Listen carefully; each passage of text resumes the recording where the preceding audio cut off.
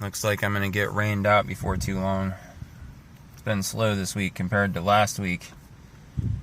I actually made a couple bucks last week. It was nice. Now it's kind of all ground to a halt. Not a lot of activity out there driving rideshare. I'm a little concerned. I got pretty good sleep last night though. I killed it early. Clocked in at like 1 and was clocked out by 9 or 10. You know, got a good 8-hour shift in on the books. Didn't make a whole lot, but I didn't want to drive any longer. See, the problem I've been having is I sleep in these parking lots, and then people get salty with me when I'm still there at 10 a.m. because I went to bed at like 3 a.m. So I'm trying to reorient my schedule to be pulling in, you know, about 9, 10, getting some shut-eye and getting out of there no later than like 6, 7 a.m. Earlier preferably, but, you know, I don't just sleep in my car. I live in my car. You know, so there's a little bit of hygiene that goes on in there. Obviously, I don't bathe in my vehicle. I don't see how that's possible. There's a bit of a horse bath that occurs on the days where I don't go to the gym with wet wipes and hand sanitizer and things of that nature. But, you know, there's toothbrushing and you got, you know, like deodorant and changing clothes, getting ready for the road, sorting my hair out after sleeping, things like that. Tidying up my car inside and out before I leave. And some of these places I sleep overnight, they're like looking at me like I'm some kind of a problem. I'm like, yeah, well, I don't go near your stores. I don't harass other people in the parking lot. I keep to myself. I work 6 days a week and I don't have anything. And you want to come over and bitch to me? Well, maybe you need to tell your shitty Yankee relatives to go back up north to their Commonwealth hellhole, and tell your Fruit Loops to go back out to the west, wherever they came from, Seattle, Portland, etc., and fix their own bed that they made in, or just sleep in it. Because I'm sleeping in the bed I made for myself. I'm not out here looking for freebies. I'm not out here trying to sign up for government assistance for name a thing. I just want to be left alone and work until I can get my debts under control and get a place to live. If you don't like the fact that I'm sleeping in a parking lot at a store where you work that you don't even run or own, go screw yourself. Rant over as far as that's concerned. I've been seeing some stuff on news, internet, podcasts that I watch, things like that, about these teachers, you know, all butthurt because now parents are taking a very intense interest in what their kids are doing at school all day.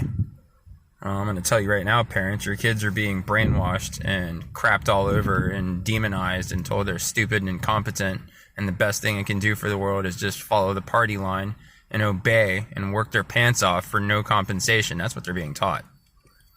If they're being taught to work at all. Yeah.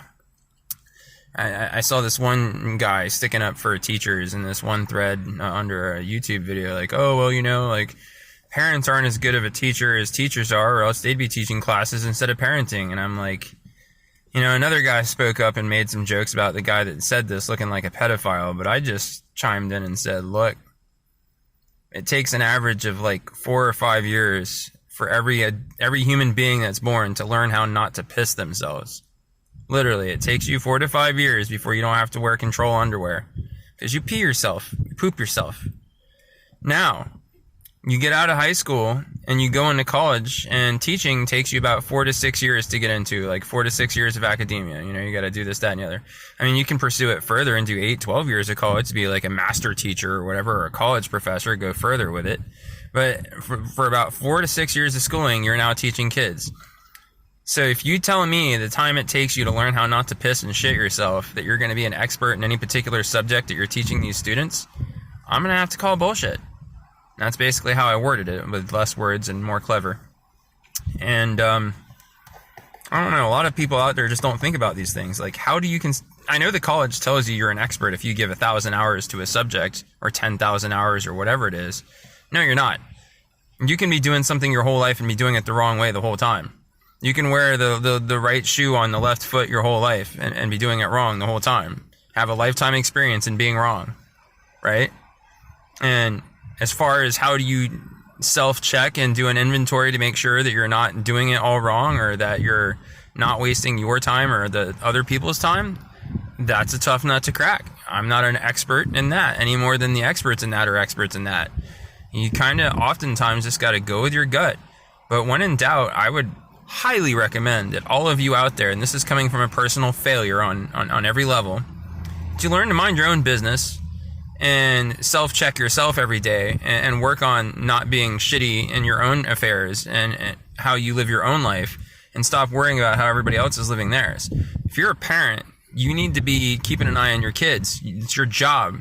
Once they're born, it's no longer about you. It's about them until they're old enough to not be under your roof, in which case you need to give them the boot if you love them. I know it's hard, but if the kids know that anytime they fail at life, they can just come back and sleep in their old room, there's no impetus for them to succeed. There's no driving force keeping them hungry for success. You need to be a loser and be devoid of trophy in a contest that you fail to win at, so that you know what the stakes are.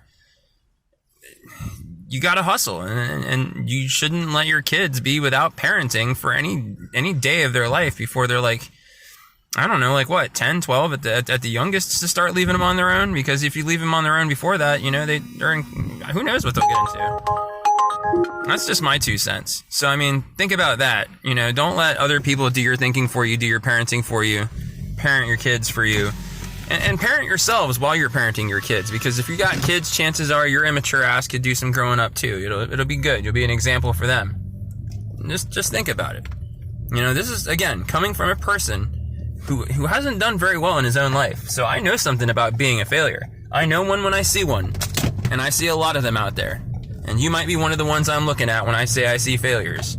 So, at the very least, look over at me, watch a couple of my videos, listen to me rant, and do better than me. And you'll be on the right track. If you can do better than me, at least you know you're not worse than me, and then you have somebody below you. And if somebody's below you, that means you're closer to the top. Do that.